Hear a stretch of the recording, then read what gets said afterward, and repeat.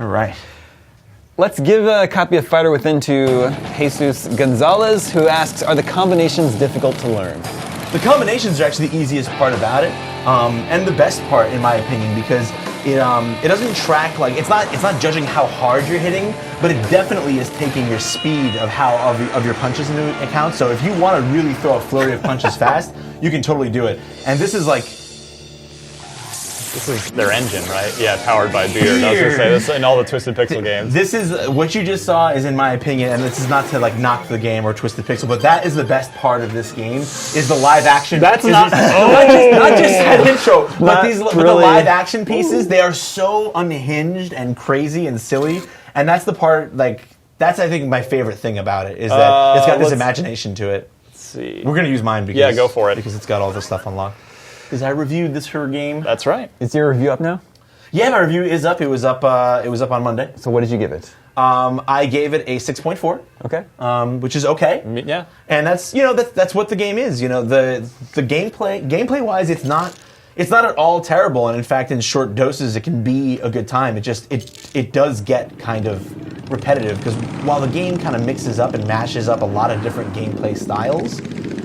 Every instance of that style is very much the same. So like when you see a new gameplay style early, like introduced say in level 3, like when you get to a later level, you're gonna see that again, but it's gonna be almost the same exact thing. Like whatever you did to figure it out the first time is pretty much the same thing you do to figure out the second time. It's disappointing because I'm personally a really big fan of Twisted Pixel. Yeah, Explosion Man and Miss Explosion Man are so good. Yeah, so good.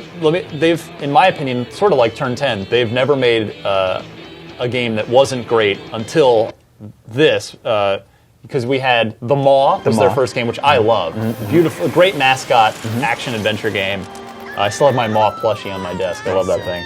And then, you had Explosion Man, Ms. Explosion Man, Comic Jumper, and arguably, Gunstringer. I was just going to say, arguably the best Connect-driven game, as opposed to like Dance or Exercise or Dance Central kind of game. Yeah, the Gunstringer, which was fantastic and also full of humor. So it's, I have the fact that, Twisted Pixel is now 5 for 6. Yeah. Sure. I will be very much anticipating their next project. Yeah. Yeah, and this is.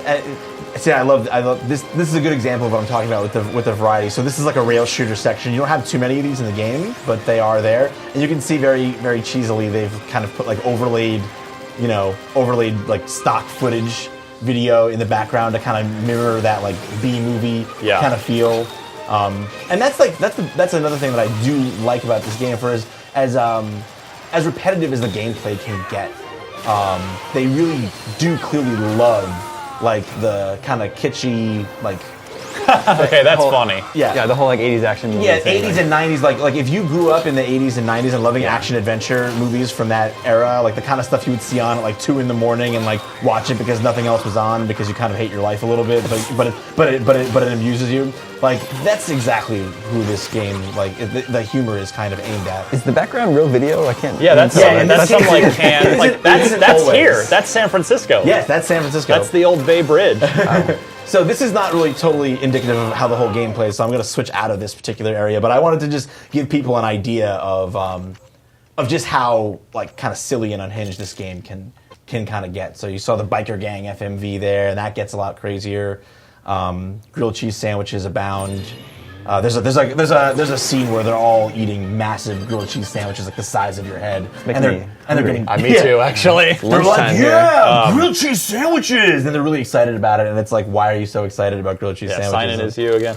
We did see earlier, by the way, there, Damon, and viewers at home, cloud syncing. So as Microsoft had talked about this, and it actually works great. Is if Vince comes over to my house, which effectively he has done here, and signs in with his profile. This is where Vince lives.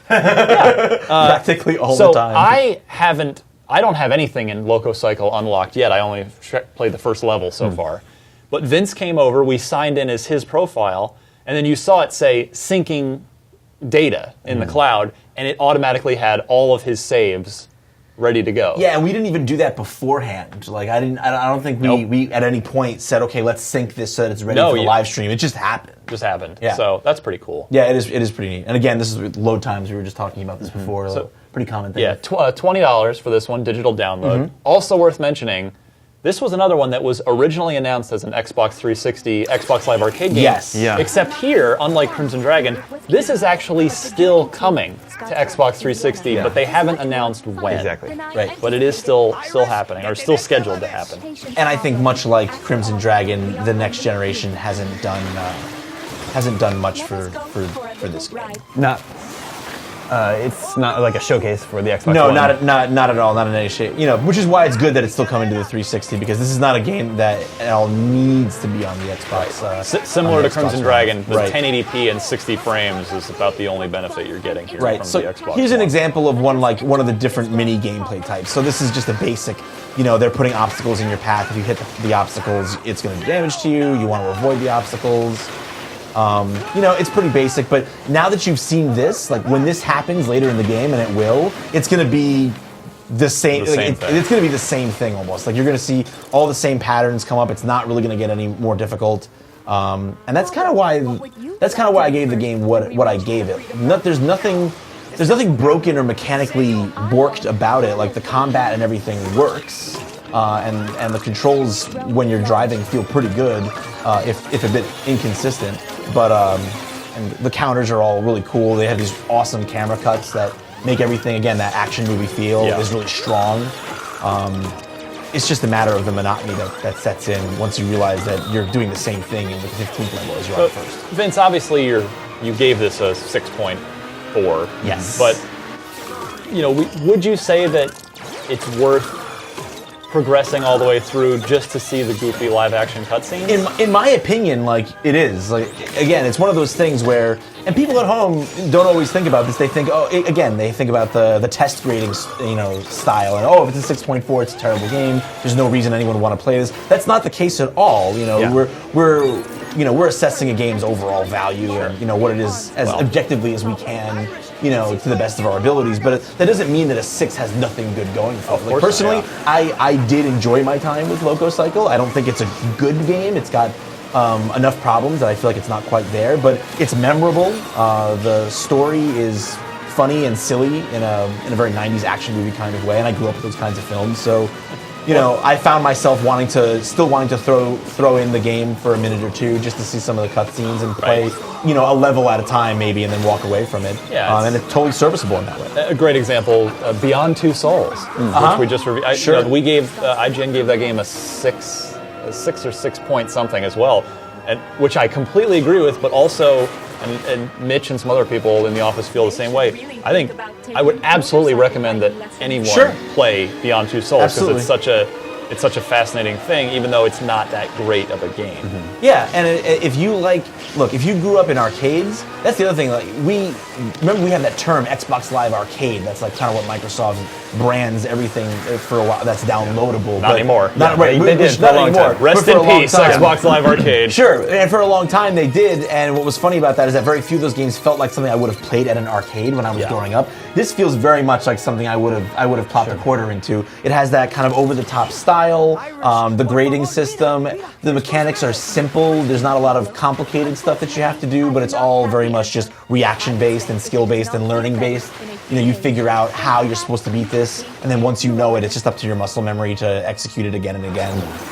So again, for like a long extended playtime, it can get kind of tedious, but I think a lot of old great arcade games probably would have gotten tedious if you were able to sit there and play them for 6 hours straight instead of for 2 minutes or 5 minutes at a time. And this is a great example of that. Speaking of great live arcade games, Damon, I know you're a big Xbox Live Arcade guy. What the hell? We never got. Where did Super Time Force go? I still want to play that Still game. coming. What's still up? coming. Anyway, those guys are taking their time. A little bit of an aside. I love Cappy. I love Cappy. And one of the things that I don't know what the sound situation is for the people watching at home, but you're also missing one of the other great parts of it because right now we can't hear it too well, and that's Lisa Foyle's voicing Iris, the motorcycle. She is hysterical. Like that, she talks a lot in this game. So if it wasn't good, it could have easily gotten very annoying. Yeah. But Lisa Foyle's threads this nice needle between being GLaDOS and Johnny Five, and it's just fun. And even though some of the stuff with Pablo is a little questionable, everything involving her and just her lines is just a lot of good movie references and a lot of fun quotes. Makes it a good time. Well, we do have a copy of LocoCycle to give away, so one lucky viewer can check it out for themselves. Excellent. Let's give it to Cooler Nerds. who says LocoCycle is easily the most intriguing launch title in my eyes. Would you liken the quirkiness of Amped 3 for Xbox 360? I can see that comparison a little bit, yeah, but I think once you start playing it, you'll realize that the quirkiness here is very much its own thing, and it's hard to tell that from what we've seen here, but you'll be 5 minutes into the first cutscene, like the live-action cutscene, and you'll be like, this is a different level of weird and a different kind of weird than you've ever really seen. And I think for that reason alone, it's worth checking It out. sounds, Damon, it sounds like that copy of LocoCycle is going to find itself a good home. He wants to check it out, so that's good. Next up, we're going to switch over to NBA 2K.